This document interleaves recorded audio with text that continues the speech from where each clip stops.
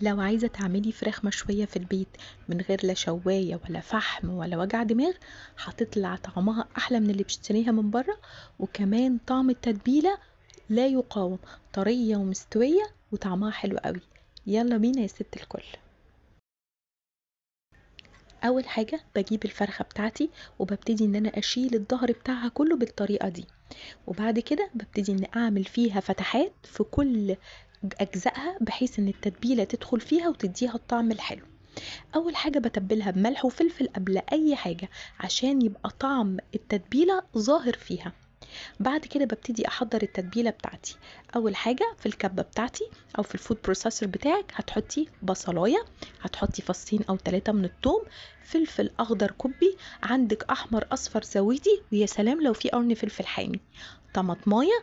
وده كده الاساس بتاعي، بصل وثوم وطماطم وفلفل، بضربهم كويس جدا. وبعدين ببتدي احط شويه توابل مهمه، ملح، فلفل، بابريكا مدخنه، قرفة، وعلى طرف المعلقة كده سنة قرنفل بتضيع اي زفارة وبتدي ريحة حلوة وتعمل التتبيلة كويس جدا.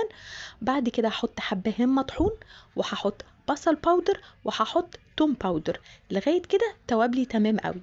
معلقة كبيرة من معجون الطماطم، شوية حلوين من الخل، شوية من اي زيت نباتي او زيت زيتون زي ما تحبي، وزيادة من عندي بقى شوية من الكاتشب، معاهم شوية دبس رمان او تستبدليهم بصوص باربيكيو.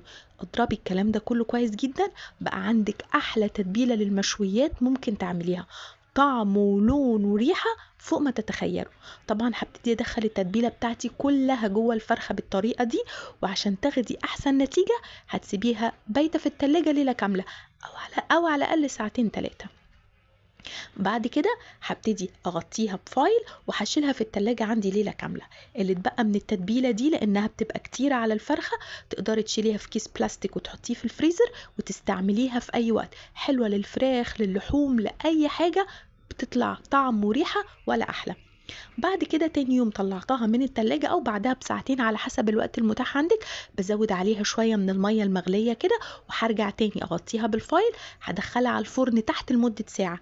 بعد ساعة بشيل الفايل وببتدي اطلعها على الفرن. عايزة تفتحي لها الشواية او ما تفتحيش، انا ما فتحتش الشواية، وعايزة اقول لكم اخدت اللون ده في ربع ساعة بالظبط، طلعت باللون اللي انتوا شايفينه، طرية جدا مستوية، طعمها بجد ولا احلى. جربي الطريقة دي في المشويات، ولا فحم ولا دوشة ولا وجع دماغ، وهتطلع معاكوا زي الفل. وبس كده.